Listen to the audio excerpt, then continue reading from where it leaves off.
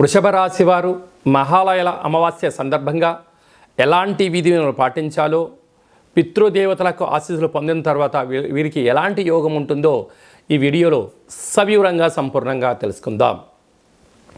వృషభ రాశిలో ఏ నక్షత్రాలు వస్తాయి అనగా కృత్తికా నక్షత్రంలోని 2, 3, 4 పాదాలు, రోహిణీ నక్షత్రంలో 4 పాదాలు, మృగశిర నక్షత్రంలోని 1, 2 పాదములు కలిపితే వృషభ రాశి.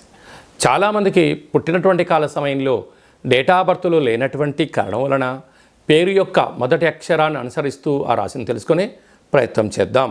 వృషభ రాశి యొక్క అధిపతి శుక్ర భగవానుడు కనుక ఈ మహాలయాల అమావాస్య బుధవారం రోజు రావడం, ఈ నక్షత్రాధిపతి శుక్రుడు అవ్వడం వలన వీలైనంత వరకు తెలుపు ఆహారాన్ని, బొబ్బర్లతో కూడుకున్న పదార్థాలను, తెలుపు వస్త్రాలను బ్రాహ్మణులకి దానం ఇవ్వడం కానీ, గోమాతకు నవధాన్యాలను నానబెట్టి పితృదేవతలపైన వాటికి ఆహారం ఏర్పాటు చేయడము, కుక్కలకు, కాకులకు, వారు పెద్దవారికి ఏదైతే తృప్తిగా ఆహారాన్ని భుజించేవారో వారి వంశాచారం ప్రకారంగా వాటిని కాకులకు, కుక్కలకు ఏర్పాటు చేయడం వలన అద్భుతమైన యోగం వృషభ రాశి వారికి నిత్యము శ్రీరామ రక్షగా భావించగలగాలి.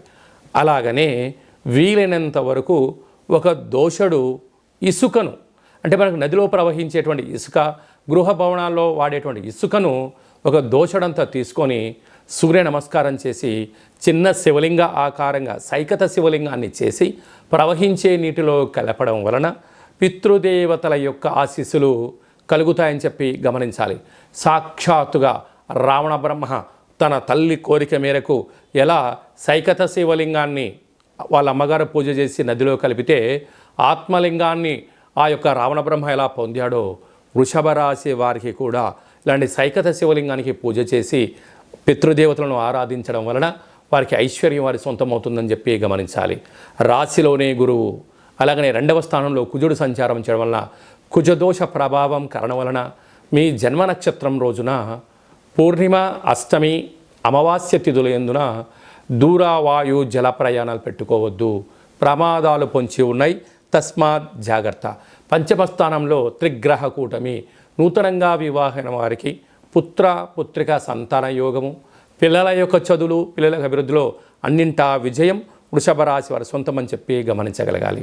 అలాగనే రాజ్యస్థానంలో శని భగవానుడు, లాభస్థానంలో రాహు ఉండడం వలన ఏకాగ్రత, సమన్వయం, ధర్మం, ఆధ్యాత్మికత ఉన్నంత వరకు వృషభ రాశి వారికి ఎదురు లేదు అని చెప్పి గమనించాలి. హోటల్ వ్యాపారస్తులు, స్వయం వృత్తులు, సేవా రంగాలు, సాఫ్ట్వేర్, హార్డ్వేర్ ఉద్యోగస్తులు, అలాగనే చిరు వ్యాపారస్తులకు ఇది చాలా సువర్ణపు కాలం అని చెప్పి గమనించాలి.